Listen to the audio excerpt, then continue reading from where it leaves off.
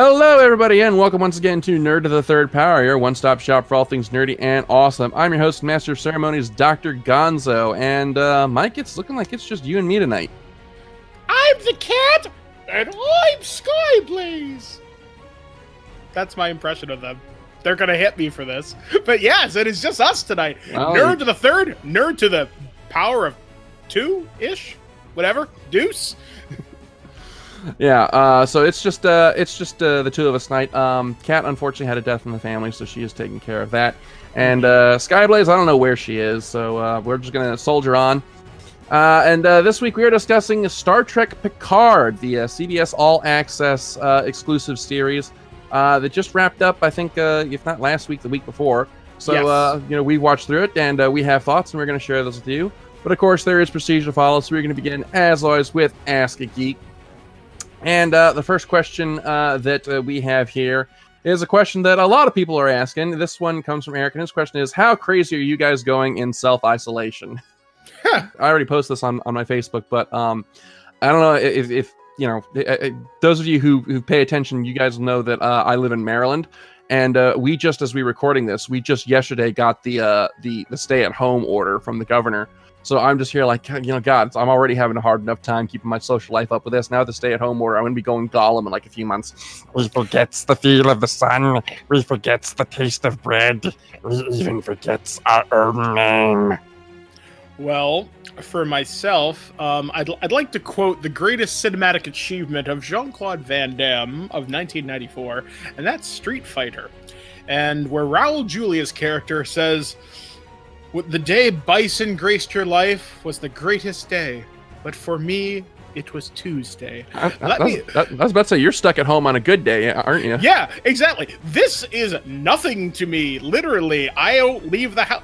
The last time I left the house was in the middle of March to go for my weight loss surgery weigh-in, which, by the way, I'm down 55 pounds. Go me. Yeah, the only thing social distancing has changed is I can't hug and kiss my wife, which sucks. I'm looking at her right now. She's blowing me kisses. Just because we both have compromised immune systems, and our sister-in-law, who's a nurse practitioner, who's a frontline worker during all this, has advised us to further quarantine and self-isolate. So we're just going to play it safe because she's the only one in our house who does the shopping. So we have to play things a little bit safer than normal. But ultimately, it just means, for Twig anyway, I've ramped up production significantly on some other projects. But yeah, I'm stuck at home anyway. This is no different than any other Tuesday for me. So I'm soldiering on, keeping busy, making sure I keep my audiences entertained as I can. If I've got as one of my friends used to say, if you got time to lean, you got time to clean, which means if you got time to produce, well, get on it. So why not? Yeah, because I work from home even before this was going on. I didn't anticipate it being, in terms of just my general lifestyle, this hasn't really caused a major change for me. But it's like, it's one of those things where it's like, on a normal day, I'm perfectly happy to stay at home by myself and not go out and not have to deal with people. But then the minute they tell me that I have to stay home and I can't go out, that's when I immediately start like, okay, I really want to have a friend over for some Smash Brothers and some duck game, and now I'm climbing on the walls and perching from the ceiling like a bat. Yeah, I mean, it sucks because when the order came down from our provincial government here in Ontario, literally that day I was planning on having our mutual friend Alex over, and we're going to record a bunch of DVD commentaries, and then my sister-in-law was like, "No, you're not." And we're like, "Why? Social distancing." I'm like, "What's that?" And then she explained it to me like, "Oh, right. Don't want to die. That would be bad."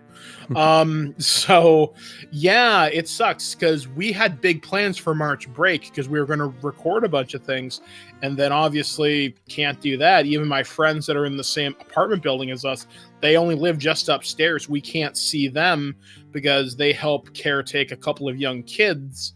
So do you communicate through the ceiling in Morse code? Pretty much, or we send up a flare up to their third floor balcony.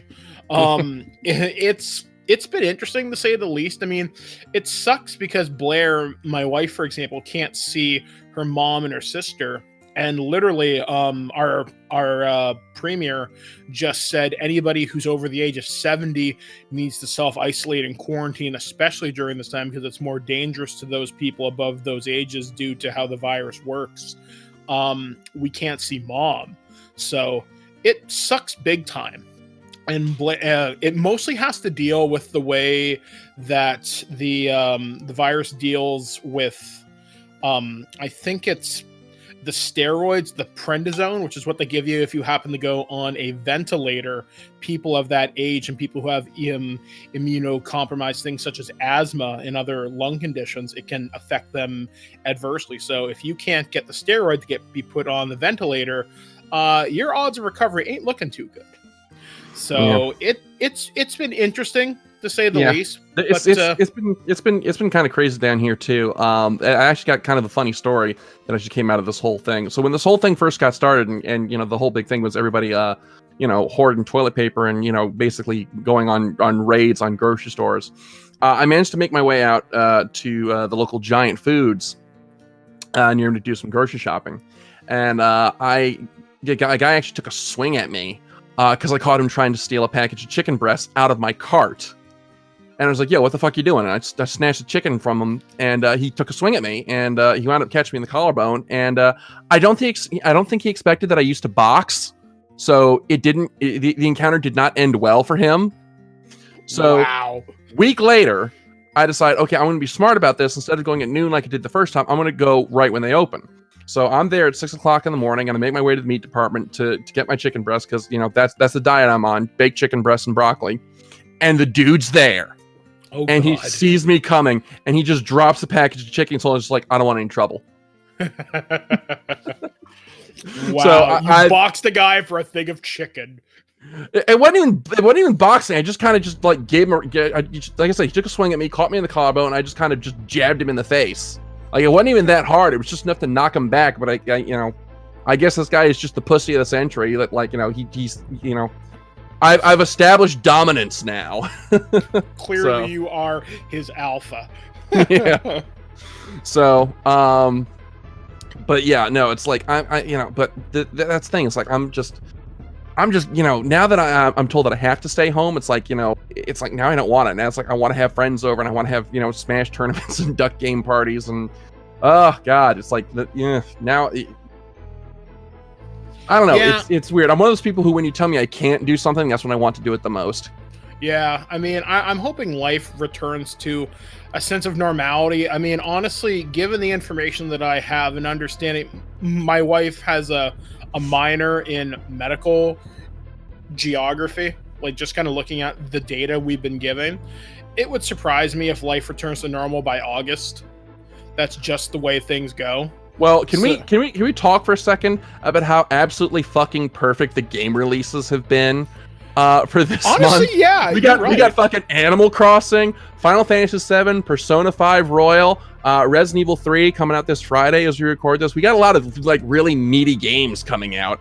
Yeah, I mean, to keep people occupied. So it's like, Doom Eternal, which is fucking amazing. We've got which I can't play.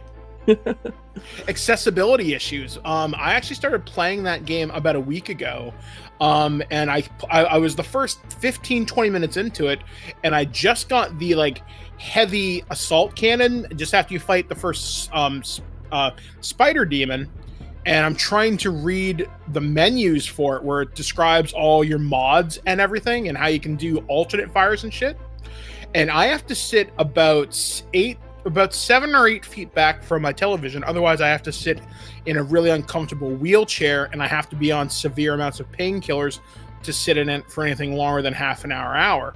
So I had literally had to write Bethesda and like id Software. I'm like, hi, are you doing anything for accessibility? Because this just kind of fucked me. Okay, so quick question here. Are you playing on a console, or do you have a PC hooked up to your television? Okay. I do have a PC, but I don't know whether I could run it properly because my PC is about 4 years old, and I typically request all my games on console anyway. Just because I have my PC hooked up to my 4K TV, which is a 55-incher, and I sit about 7 to 8 feet away from my television, and I had no trouble seeing the font. Now, Yep. now does that only include story stuff, or does that include That's everything. Okay, because on console you can increase story stuff. So when someone's talking, that's fine. But if it's a menu or something, you can increase it a little bit, but it's not big enough to read. Literally, I had my roommate Shannon come out. Consoles output their resolution differently from PC graphics cards. Yeah, so I had my roommate come out, and she's able-bodied, so she had to literally stand about 4 feet away from my TV or closer to tell me it was hold L2 to do something. And I'm thinking, you've got to be fucking kidding me. So my Doom Eternal review may be scrapped because I can't see what I mean, I can guess. I'm gonna give it the good old college try next week, but motherfucker, I've put 60 hours into Persona 5 Royal so far, so I'm a little bit more intrigued about that because me and Alex are going to do an extended roundtable on that, which, by the way, you're invited to, by the way. Because I'm going to be too busy playing Persona 5 Royal. Okay, so, yeah, we'll see how far I get and if you finish in time, so. But anyway, moving on. But, anyway. And so let's see here. But, we've kind of rambled on, so let's see. Next question here.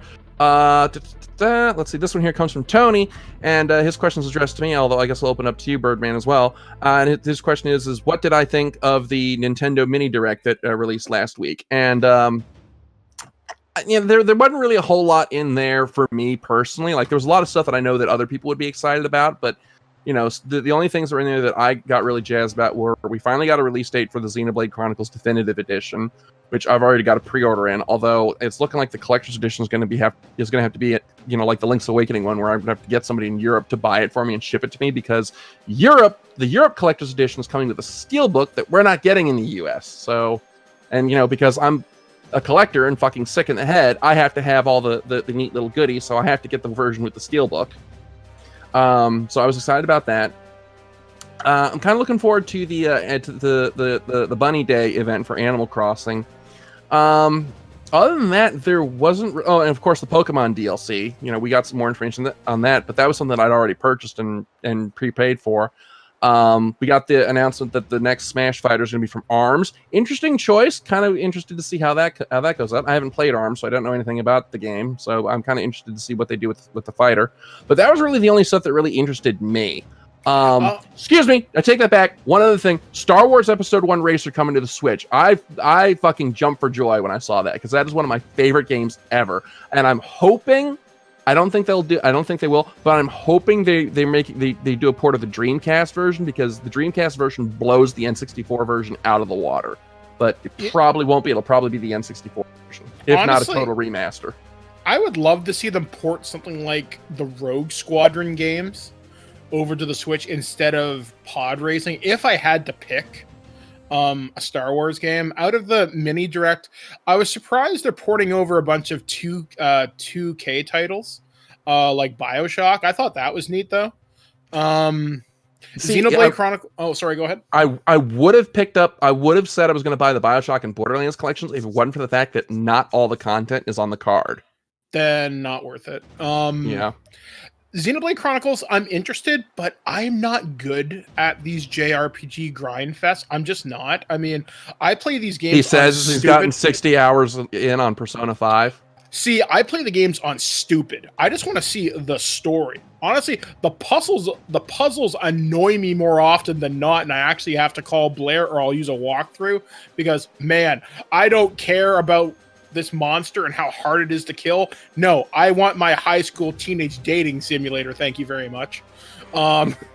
Which I will get Kasumi. Oh yes. Well, I'm really looking forward to Xenoblade Chronicles, because Xenoblade Chronicles 2 is my favorite RPG on the Switch, bar none.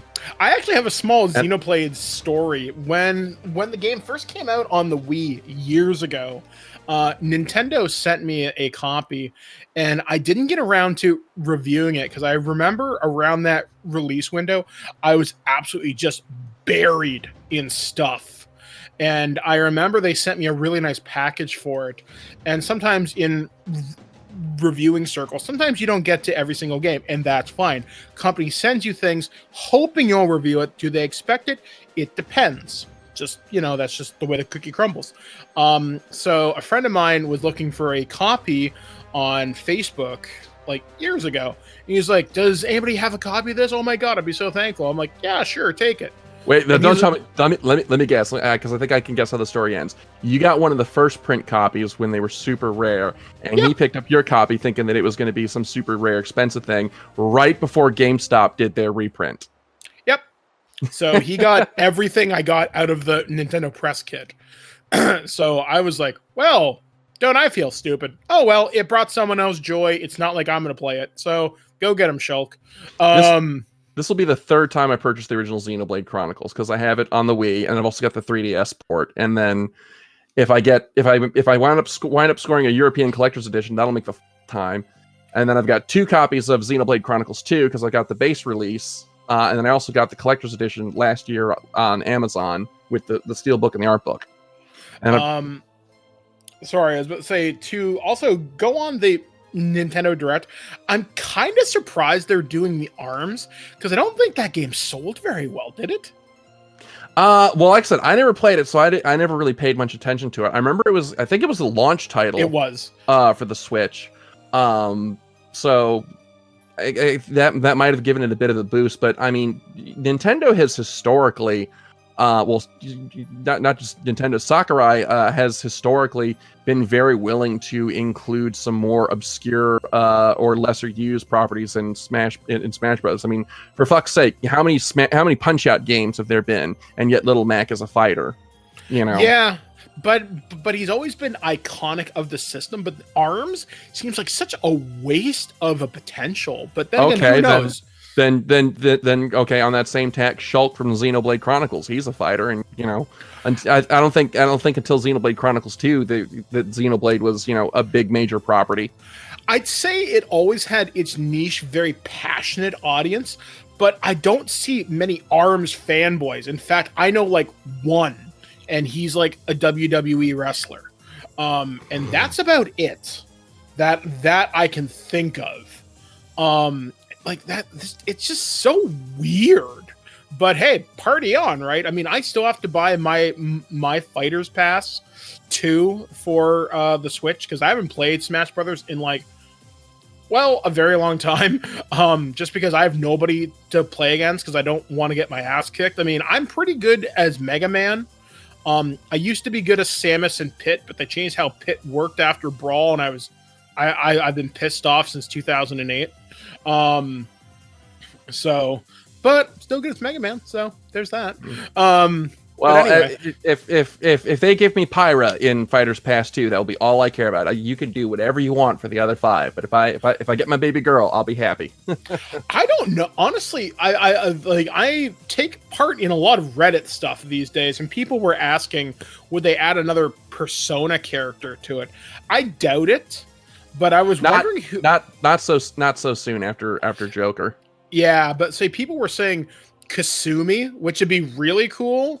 But I would honestly, I doubt they'll do it. I don't even know what property I would do, because I got my Castlevania people, so I'm pretty happy. Well, here's my bet.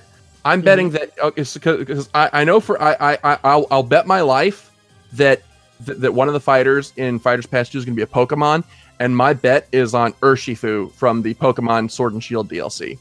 That would make sense. That's my bet. So that. Oh, wait, I did think of one person. If I could pick one person that was popular on a Nintendo franchise, maybe 2, I'd want somebody from Final Fantasy VI, maybe Mog, because he's so iconic of Final Fantasy in general, or I'd want someone from Chrono Trigger, if I had to pick. I don't know. Given that we've already got the hero from Dragon Quest, that might be a bit of a stretch. I don't know, but I mean, that's kind of what I'm thinking too. But I mean, hell, who predicted the Joker was going to be in Smash? So I mean, it's anybody's game at this point. But anyway, we're rambling again. So that's all the time we have for Ask a Geek this week. Thank you as always for sending your questions in. As always, you can send them to us through the email at drgonzo@nerdofthethirdpower.com. Love getting your questions. Love reading them on the air. So yeah, get your questions in. You just might get your question read on the show.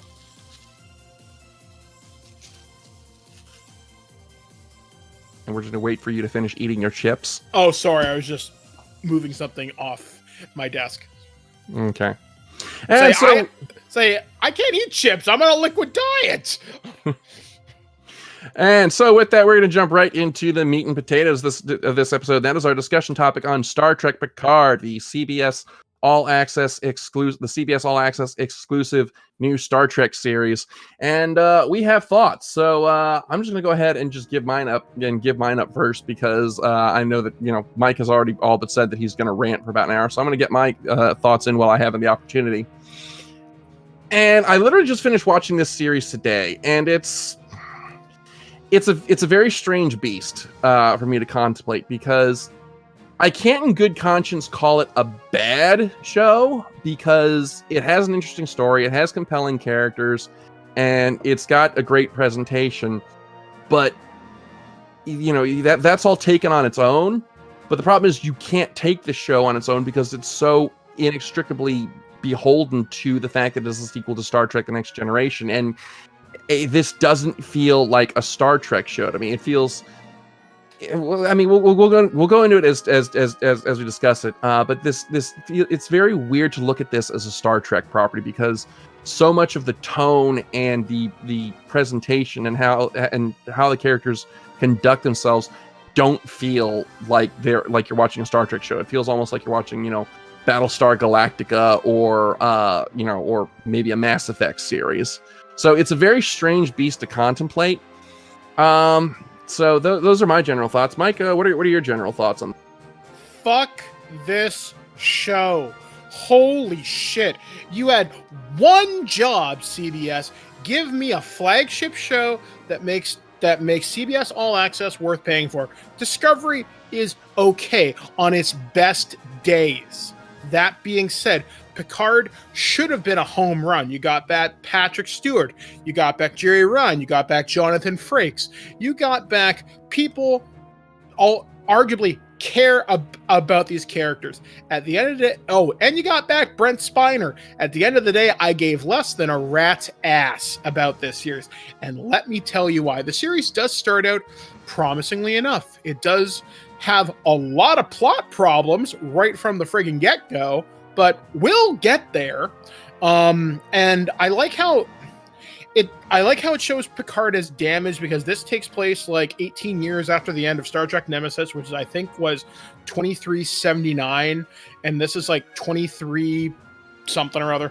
And basically he's retired from the Federation after the attack on Mars, and ultimately it's him banding together a quote-unquote ragtag crew. Where have I heard this before? Star Trek Renegades, which is a fantastic fan film, and you should check it out. And what follows through are half plots that go nowhere, characters you don't give a rat's ass about. I couldn't tell you what half the crew's name was until episode 7. And ultimately, there's just so many things that go ultimately nowhere. There's fan service moments that should be monumental and spectacular, but fall flat on their face. Let me tell you, in the last episode, Captain Riker shows up, and what ship should he be on? He says, and I quote, "This is the Federation flagship. Who has U.S. gives a shit." And should that be the Enterprise? Yeah, it should have been the Enterprise. You had one fucking job, CBS. Give us the Enterprise, even if it was just a shot for like 30 seconds, 1 minute, whatever. That entire fleet battle with 200 and something warbirds and Starfleet, they copy and pasted the same ship a million times. Holy shit, what should feel monumental feels lazy. And that speech he gives, get the fuck out of here.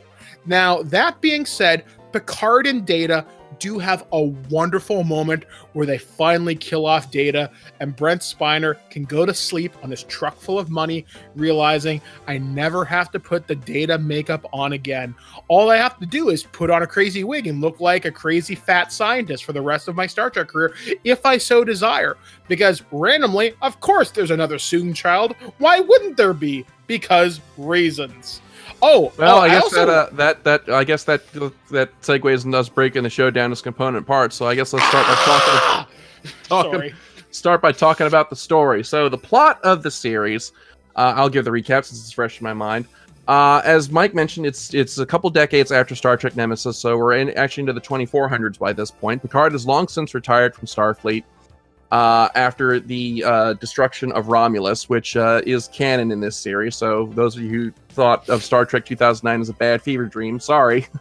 Yep, sorry. He had attempted to perform a rescue mission to rescue the Romulan refugees, but Starfleet pulled the plug on it after an attack of synthetic people on Mars devastated the Mars shipyard, and Starfleet pulled the plug on both the rescue mission and also instituted a ban on synthetic people. So androids, robots, people like Data and the Doctor, they're banned. They're no longer allowed anymore. Well, Picard winds up being approached by this woman named Dodge, who it's eventually discovered that she is in some way connected to Data. But before Picard can find out how precisely, she winds up getting killed by Romulan agents. And over the course of trying to discover where Dodge came from, he discovers that Dodge had a twin sister named Soji, who is a scientist working on a derelict Borg cube for a Romulan Federation alliance. And he comes to the conclusion that Soji is an android created by Dr. Bruce Maddox, who you Next Generation nerds will recall was the antagonist of the great episode Measure of a Man. If you haven't seen it, go watch it. It's spectacular.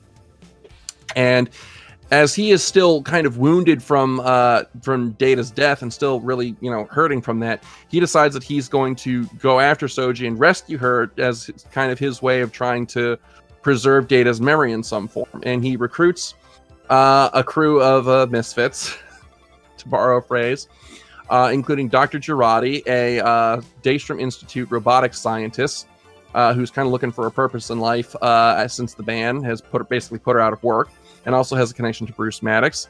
Raffi, a former Starfleet officer who bears a serious grudge against Picard.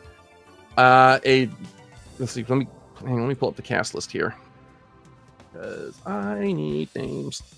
A ship captain named Cristobal Rios, who is also a former past of his own. And eventually also hooks up with Seven of Nine, who has become this sort of a Punisher-style vigilante in the wild reaches of space, the former Romulan neutral zone. And they go off to rescue Soji and discover what her, where she came from and why she was built.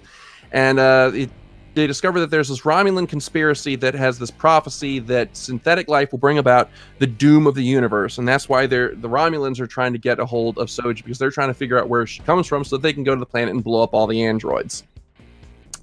And Soji is also discovering that she herself is an android, is having her own little identity crisis. There's a lot of whiz-bang shooting action. They eventually go to the android planet, where it's discovered that this prophecy was actually a set of instructions for synthetic life to summon these extra-dimensional synthetic aliens that would basically purge the galaxy of organic life to free the synthetics from oppression. If this all sounds familiar, congratulations, you played Mass Effect. Yeah. So, yeah. So, and this is sort of where a lot of the crux of my issues with this show come from. Like I said, I'm not prepared to call it bad. Because the story was interesting and it had compelling characters, I feel, but it didn't feel like Star Trek. This is Star Trek. Here's the thing. Okay, the tone of Star Trek normally, even at its darkest moments, has always been about hope and optimism. That like, okay, yeah, things might be bad, but we can, if we work together, we can get past it and build a brighter tomorrow. Whereas this series, for the first 5 or 6 episodes, it seems like it's determined to do everything it can to tear down every single happy ending that it can from the previous series. The one that really raised my eyebrows was there's a character from Star Trek Voyager named Icheb, who was a former Borg drone who was assimilated as a child, but he was liberated from the collective, and Seven of Nine kind of adopted him over the course of Star Trek Voyager. Well, he shows up in the first part of I think it's episode 4. 5. And episode 5. And the poor dude is getting tortured. He's having all his Borg components ripped out by this doctor, and 7 of 9 has to wind up mercy killing him. And I'm just like, that just felt kind of mean-spirited to me. We see Hugh show up from Borg, and he winds up getting offed. We find out that that Picard's career basically ended in disgrace. There's the whole thing with Starfleet, who's this organization that's supposed to uphold the ideals of the Federation, basically leaving an entire planet of people to die, and it doesn't feel like Star Trek. It feels very cynical and dark and bitter, and like I said, something more in line with, say, Battlestar Galactica or Mass Effect than Star Trek. So it's very hard for me to reconcile this as being a sequel to Star Trek: The Next Generation, when The Next Generation was such an upbeat and optimistic show. My main problem is I wish they would listen to goddamn lore, because they think Starfleet has all this wonderful power. No, it really doesn't. Starfleet is not a military organization. The United Federation of Planets is different. Starfleet is a division within the United Federation of Planets. Starfleet doesn't have the authority to do what they're doing. And you're telling me the United Federation of Planets, even on their worst day, would pull the plug on this Romulan rescue operation? You know how many planets would be like, yeah, no, you're not leaving billions of people to die? Now, planetary evacuations, that aside, are incredibly hard to pull off, because even a Galaxy-class starship, which is what the Enterprise D was, on its best day can hold 15,000 people in an emergency situation. Would still take quite a number of ships to pull off an evacuation of this size, but you get my point here. This series is mean-spirited. It's not written consistently. Hell, that whole ex-Borg thing you were talking about, where they killed Icheb, they treated legacy characters like shit in this series. Like, the murder of Icheb by 7 of 9, don't buy it for a minute. Not in the least. Hugh getting offed by a random knife attack, okay, sure, because we're just gonna get rid of him. Honestly, one of the best moments with Hugh was a moment that was improv, where him and Picard meet on the artifact and they hug. That moment was improv. That's one of the best moments. I think my thoughts about this series is there are occasionally cool moments broken up by mind-numbing stupidity. Like, honestly, one of the best moments of the entire series, and I am fully serious when I say this, was Riker eating pizza in the woods. There is a phrase I never thought I would utter in the phrase of Star Trek ever. Like, it's just, I'm so mad at this series because they had so many things to get right. Like, if you took out the entire subplot with the Borg artifact, you would lose nothing. Literally, it was there as set dressing. There could have been a subplot about people being liberated, people who are oppressed, about outsiders, and it was just there because they wanted the Borg there. They wanted a nostalgia trip to suck you in. And they didn't even go whole hog by showing an actual Borg drone. The only Borg they show are the XBs, who are people who've had the lion's share of their Borg implants removed. Now, I went into this series not wanting to see the Borg as the villains, because even though they're my favorite evil Star Trek race, even I'll admit, look, they were done to death in Voyager. There's really not much more you can do to make space zombies scary again. But I would have loved to have seen a full-blown Borg, at least one full-blown Borg drone with this show's, Spielbergian budget, and they pussied out right at the last minute by having 7 of 9 activate the drones. Then they all got blown out into space. I'm glad you brought that up. I'm so glad you did. Okay, so that scene, 7 of 9 connects herself to the cube. She's connected to the central plexus and the vernaculum, I think it's called. Either way, she's connected. She can control the drones on a local level. She's going to activate a small Borg army. She's ready to assault the rest of the Romulan force. Cool. She says, "We are the Borg. Her eyes go black." All the drones are released from their alcove. Stupid Romulan incest lady blows them out in the space. 7 screams no. Okay, you recalled this scene playing out, correct? Mm-hmm. Rewind that tape, because Borg can survive in hard vacuum. Those Borg are not dead. You know what you have on board a Borg cube? Transporters. This is a Borg assimilation cube. It is not a tactical cube, so I know you can do mass transport. Those Borg drones are not lost. They are a minor inconvenience at best.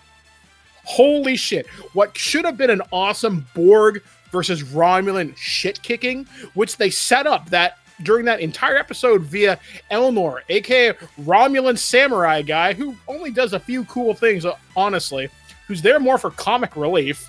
They just completely throw it aside. That's why I said the entire artifact set was used so heavily in all the promotional stuff for this, it didn't matter. So much of this show didn't matter. Like, I think it was episode 3 or 4, either way, before they got to Casino Planet, was just filler. And not even good filler. Like, honestly, you could have condensed this down to probably 8 episodes. The first 5 episodes of this show meander on. And I realize it's gathering the crew for this epic quest, but you could have trimmed some things here and there if you really wanted to speed things up. And you also are not constrained by the time because you are a network show or because you're a CBS All Access show. However, that being said, here in Canada, this show is being broadcast on regular TV. So they had to trim down its like runtime. So that's something to be very kind of mindful of. Despite having a wonderful budget by CBS, they cut some corners on some of the actual runtimes. Where was I going with this? Right. So like things just ran weird, and moments that should have been wonderful successes for these characters ultimately fell flat. I mean, I was happy to see Brent Spiner back as Data, but I knew they were going to blow their wad in the first episode with Data's flashback, and I knew he was coming back in the finale as a flashback, and they're finally going to kill him. Which, by the way, Star Trek Picard has one of the most honorific places in Star Trek history. We now have Picard's brain. Can we talk about how stupid that was? Picard is now an android. He's literally Picard.exe-1. That's stupid. Oh my god, that's stupid. And the only reason I think that happened is because this show got a second season renewal, and they're like, oh shit, how do we fix this? Patrick, we need you back on the set for like 10 minutes. And they fixed it that way. Like, if you're gonna kill a legacy character, that's okay. Make it have weight, make it have merit, make it have an emotional connection. If Picard had died, that would have been fine. But when Picard has 15 minutes left in the episode, and Captain Picard's dying, I don't believe it. Plus, all these relationships that some of these characters forms, you're telling me Dr. Girardi, Alison Pill, murders Bruce Maddox, and you just leave him alone with Picard because, oh, she's sorry. Oh, shit, man. That's cool. You're sorry. Didn't realize it. Excuse me. No, not buying it. There are just so many inconsistencies with the writing in this show. It drives me nuts. Like my issues with the writing was there are some things that are stated that are then later contradicted or don't make a whole lot of sense. And I actually took some notes as I was watching the series. So like one of the first ones is in episode 5 where we finally track down Bruce Maddox. The episode opens with him going into the casino and talking to basically a mob boss and saying that the Romulans have destroyed his lab. Okay, but then at the end of the series, in the last 2 parts, it's established that his lab was on this planet full of androids. So how could the Romulans have destroyed his lab if they couldn't find it? And if he had a secondary lab, why would he need that secondary lab in the first place if he had this fully equipped one on Capellius? Another one that didn't make any sense to me was this Romulan cult, the Zhat Vash, that has this genocidal hatred of androids. If they've been around for centuries, then how come they never once took a shot at Data or Dr. Soong? Let's see, another issue that I have. Why was Dodge programmed to seek out Picard? Do you remember? Was there ever any reason given for that? No. Yeah, I don't remember there ever being a reason why she was programmed to seek out Picard, especially. Here's a big one from the last 2 episodes. If androids cannot be read telepathically, as Counselor Troy says in the one episode she shows up, then how could Sutra, the one android, initiate a mind meld with Dr. Girardi? I saw this answered on Twitter, and the answer was because the Vulcan mind meld is a chemical process, an android can emulate it, and I don't buy that explanation either. I'm like, no, it's something special to Vulcans. Sometimes not everything can be explained through science. Sometimes it's just something unique to them. It makes them different. Like, and you bring up an interesting point, mentioning the Jat Vash and having their huge hatred of artificial intelligence. So they were just cool with holodecks and other photonic. Why didn't they kill Dr. Zimmerman, the guy who developed the EMH? Because he's a pretty big proponent of artificial life. So, and considering Voyager's been back in the Delta, or back from the Delta Quadrant since 2379, that's 20 years of R&D, and they clearly so many problems.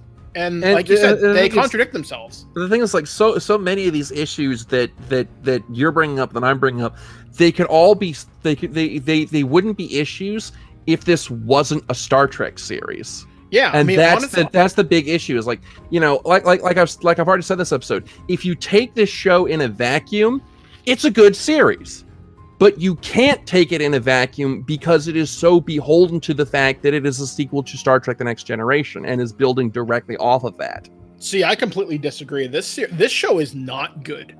There are some good performances. There are some good moments, but as a whole, this show is hot garbage. Well, I guess let's segue into the performances then, since that seems to be where most of your compliments lie. I mean, Patrick Stewart honestly gives a great performance whenever he's on screen. However, though, since you just watched the series, how often did you realistically see Patrick Stewart? For a series called Picard, he really wasn't there a whole hell of a lot. It was mostly a lot of the side characters running around. I mean, I didn't notice the screen time being distributed any more or less unevenly than it was in your average Next Generation episode. I mean, this felt like an ensemble show to me. I mean, I don't know. To me, it felt a little bit eh. Other than that, maybe I mean that might have something to do with the length of the series. Maybe that maybe with just having 10 episodes, they maybe bit off a little more than they could chew as far as character focus. I think part of it, well, I'll get to that when we get to our final thoughts. I do think Alison Pill as Girardi, she was okay. I know her mostly for her like comedy work, and I know her mostly from Scott Pilgrim versus the World. She felt a little out of place, and that maybe not because of her as an actress, but how her character was written. She's a little too quirky and a little too funny, ha ha ha, for the seriousness of the situation around her. The guy that plays Rios, I enjoyed him immensely, especially when he played the 5 different holograms. That was a particularly funny moment. Give that man a medal for his accent skills, because holy crap. Yeah, that was if you asked me to pull off a French accent, an Irish accent, and a Spanish accent in rapid succession, I would not be able to do it.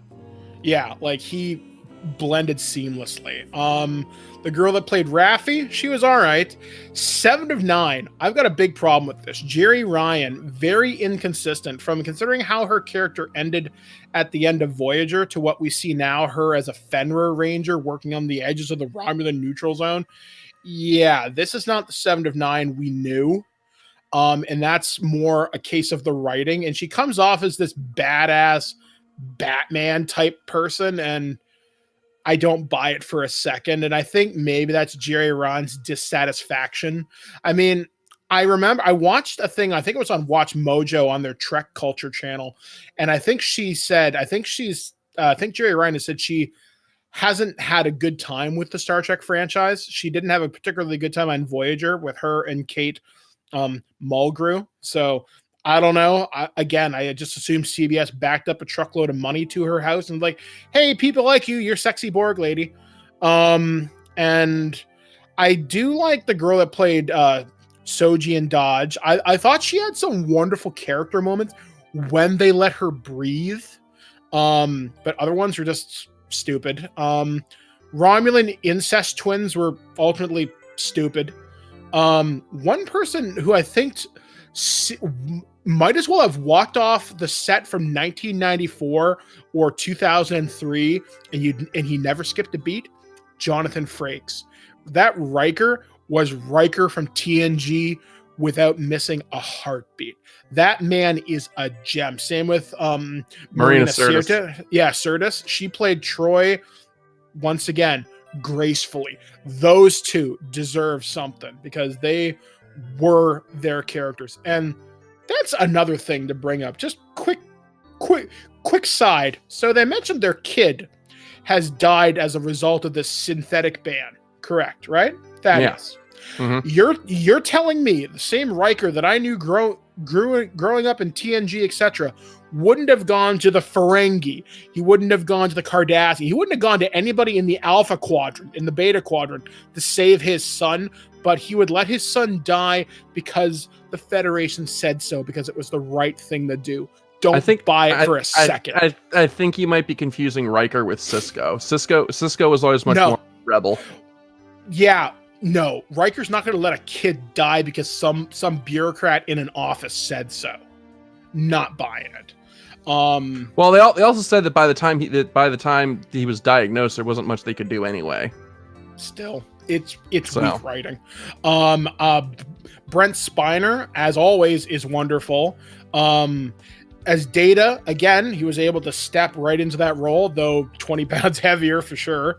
Him as the Soong was fine. I really liked it.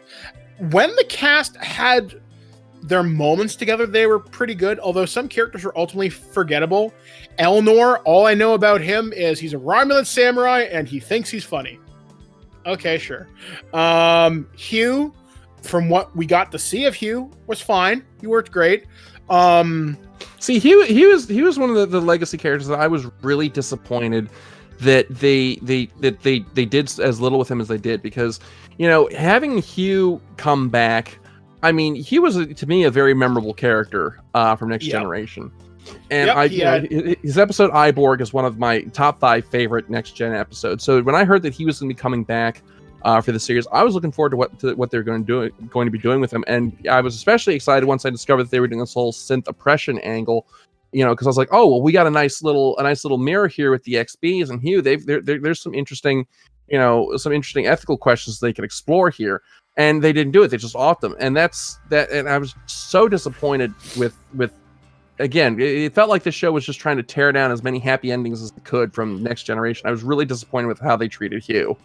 Well, yeah, like I said, this show, if it's anything, it proves what happens when you do not have a series Bible written from the start. This series writers and directors were scattered all over the spectrum. I can't recall any specific details. My other co-hosts from Twig can tell you, but we've had extensive discussions about this. And some episodes are better directed and written than others, but there's always multiple writers on each episode, so nothing ever gets focused on. The performances are generally okay. Sometimes they feel a little awkward, but any of the legacy characters, for the most part, get to breathe, with the exception of 7 of 9, who's wildly inconsistent. And I don't know. I mean, overall, Patrick Stewart and Frakes are probably my big takeaways out of the new characters. I like Dodge and Girardi, and the other ones, they're just kind of there. I mean, I don't hate them, but if they never showed up again, I'd be okay. So let's see. So all right, so that's before we talk about the presentation of this series, which I was thoroughly impressed with as far as the CGI effects and the ship effects. It was great to see. As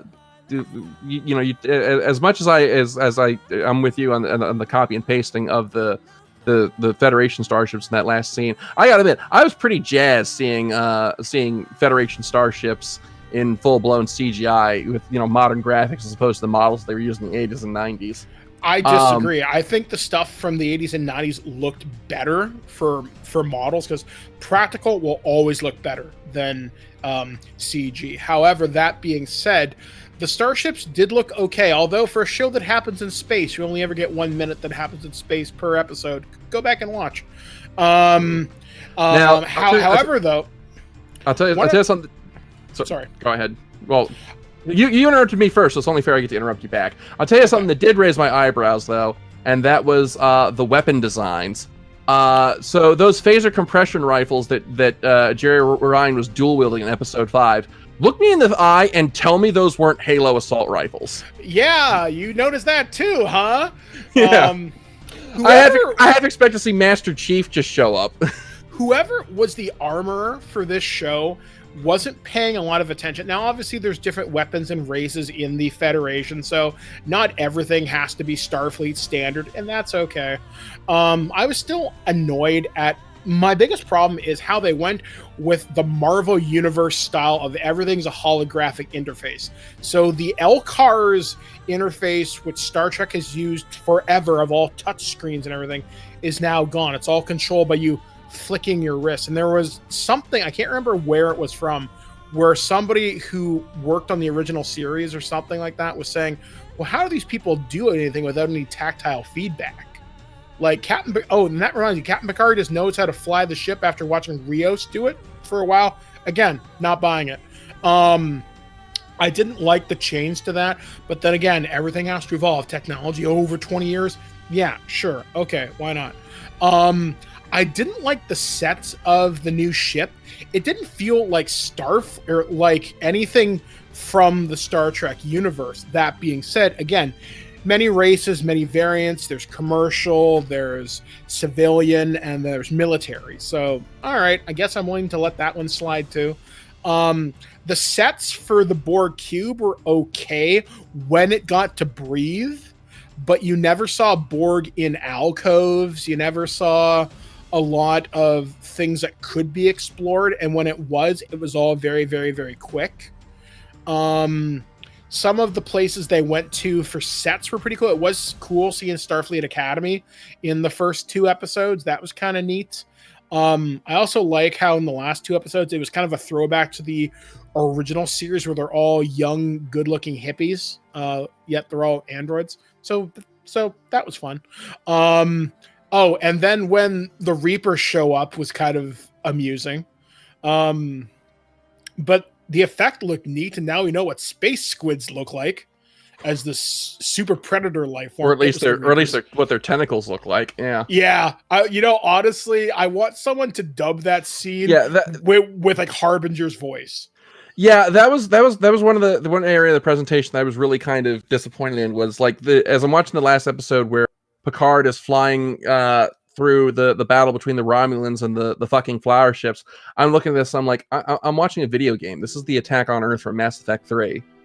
Like, yeah, it was hilarious. I watched this episode. I watched this when it dropped at 3 a.m. Eastern last week because I was up playing Persona anyway, and I took a break, and I howled with laughter when I saw that. I'm pretty sure I woke up at least one neighbor because that's how ridiculous it looked.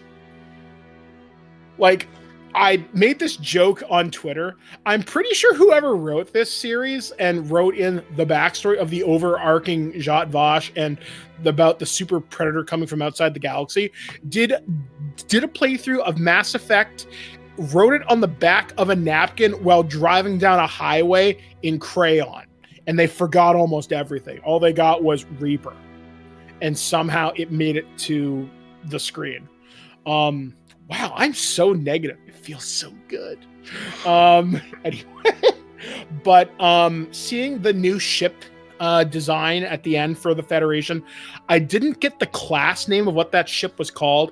Seeing the new uniforms for Starfleet was different. Evidently, they've changed since the days of Nemesis, so that's okay. I don't mind. I'm not a big fan of the comm badges. Like, I'm a big guy who's into like kind of props and stuff.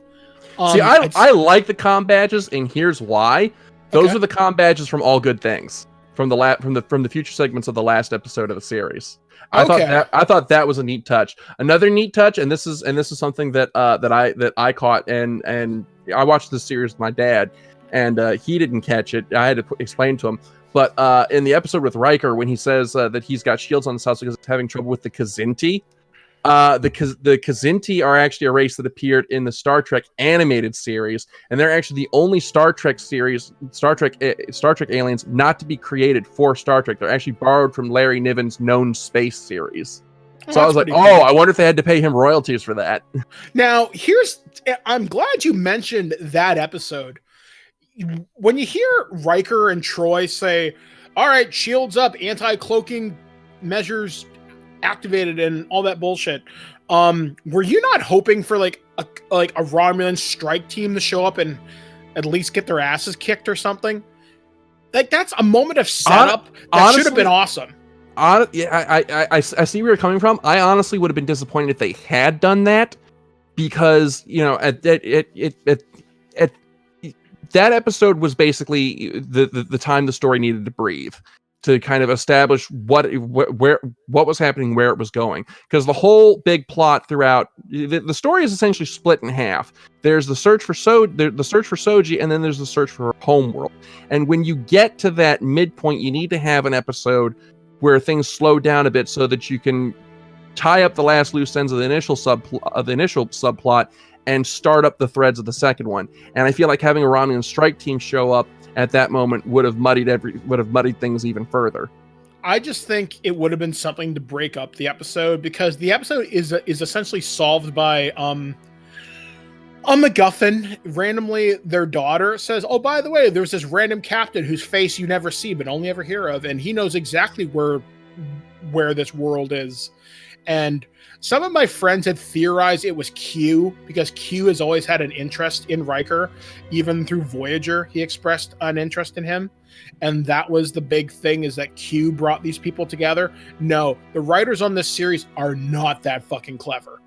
So yeah, if they brought Q into the series, I would have walked. I wouldn't even have finished it. My guess is that was the one thing I didn't want them to do. There's a theory I've heard, and I'd be okay with it. If Q does come back, this is an extended trial of humanity post All Good Things. And Q realizing Picard sacrificing himself for the synthetics would have been a fitting end.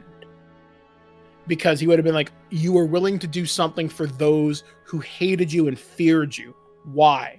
Because it was the right thing to do, because all life deserves to exist. I don't agree, because Q was never interested in humanity's morality. He was more interested in them exploring possibilities. He wasn't really interested in moral or ethical concerns.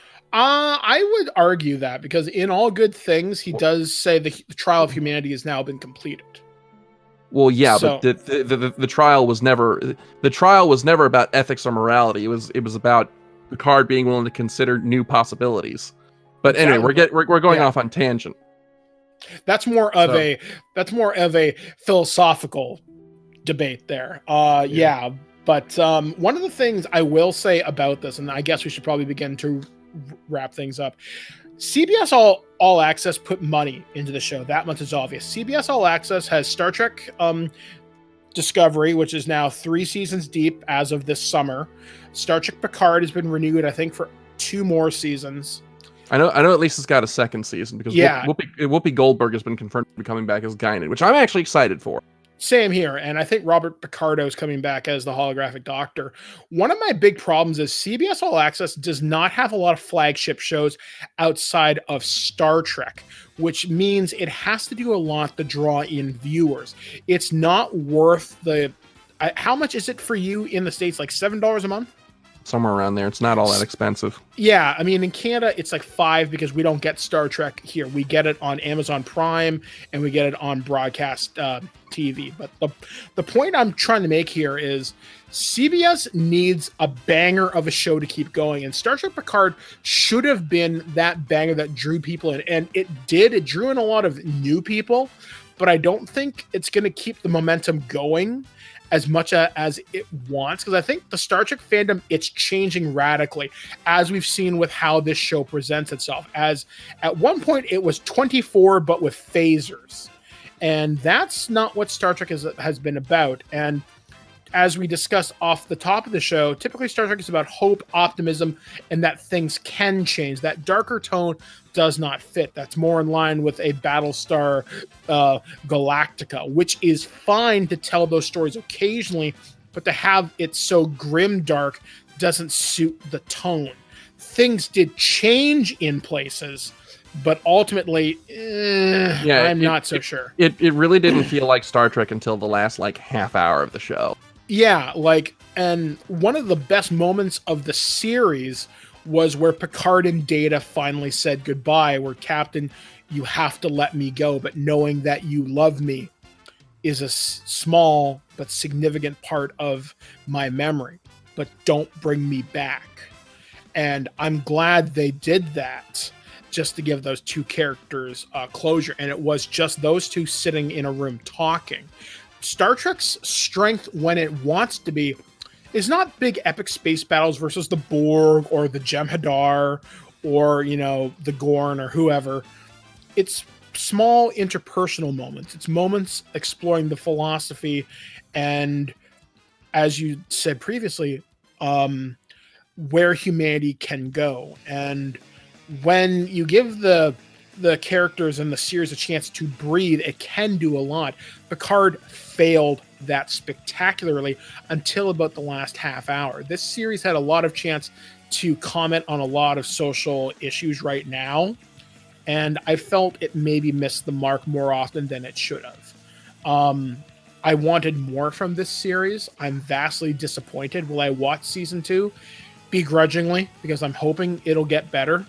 But if I see another character just tortured on screen or another person blown up into pink phaser mist, I'm out and I'm not coming back. Well, for me, like I said, I'm not prepared to call this a totally bad show because, like I said, if you take it on its own, it has an interesting story, it has compelling performances.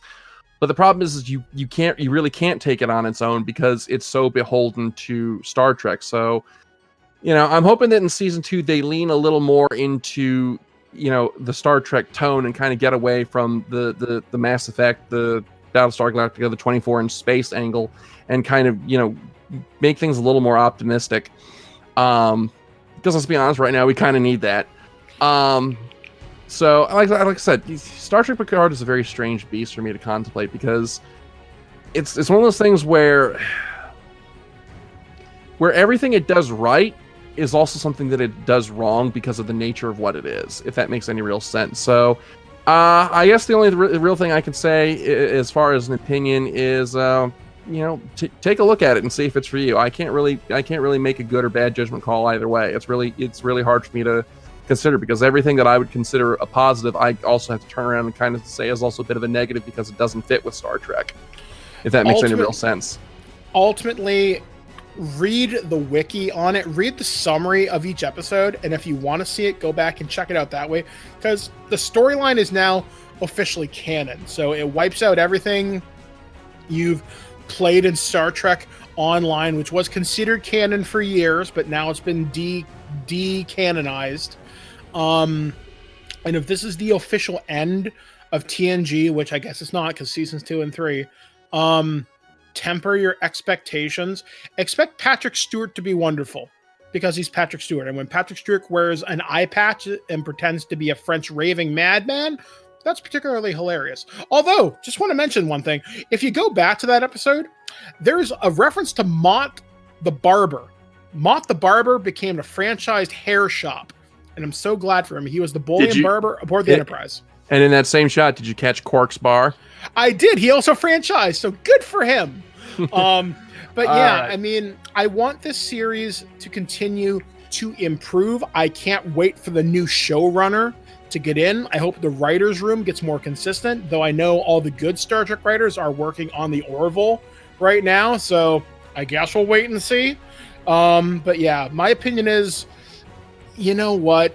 If you got nothing else to do and when masturbation's lost its fun, well, you got this, I guess. All right, and I guess that's well. On that sordid note, that's all the time we have for Nerd Power this week. Thank you so much for tuning in. We'll see you guys next week for Fools Who Ride, and in 2 weeks we'll be back to Nerd of the Third to discuss The Witcher. So yeah, we will see you guys then. As always, I'm Dr. Gonzo. I have been 7 of 9. We'll see you guys next time. Taka, play us out.